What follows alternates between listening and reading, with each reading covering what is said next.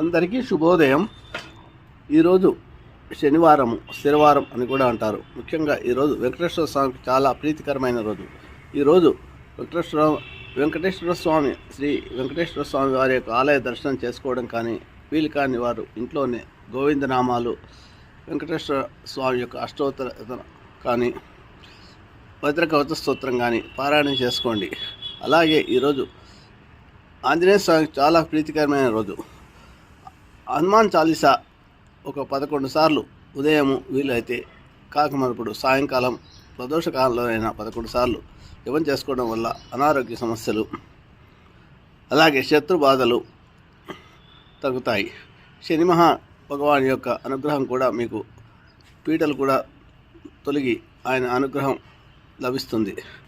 ముఖ్యంగా ఆంజనేయ స్వామి హనుమాన్ చాలీసా చదివిన తర్వాత శ్రీ రామ రామ రామేతి రమే రమే మనోరమే సహస్రనామ తత్తుల్యం రామనామ వరాననే శ్రీ రామనామ వరాన ఓం నమతి అనే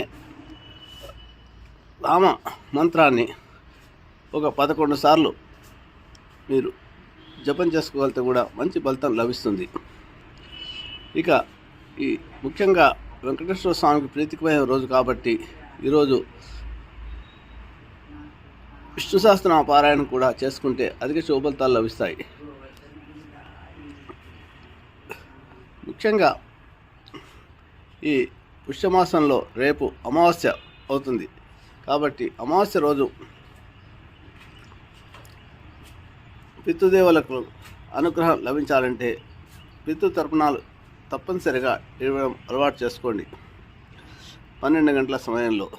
అలాగే 12 గంటల సమయంలో ఇంటికి ఎవరైనా వచ్చి ఏదైనా అడిగితే అది కాదరకుండా వారికి ఇవ్వడం అలవాటు చేసుకోండి. పితృదేవతలే మన ఆ వచ్చిన వాళ్ళ రూపంలో వచ్చి మనల్ని పరీక్షిస్తారట అమావాస్య రోజు.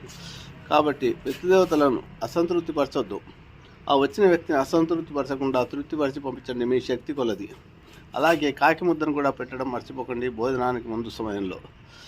ఈ విధంగా అమావాస్య తర్పణాలు వదలడం, కాకి ముద్ద పెట్టడము, ఇంటికి ఎవరైనా అతిథి వస్తే ఆ అతిథికి ఏదైనా సహాయం చేయడము మరొకకుండా చేయండి.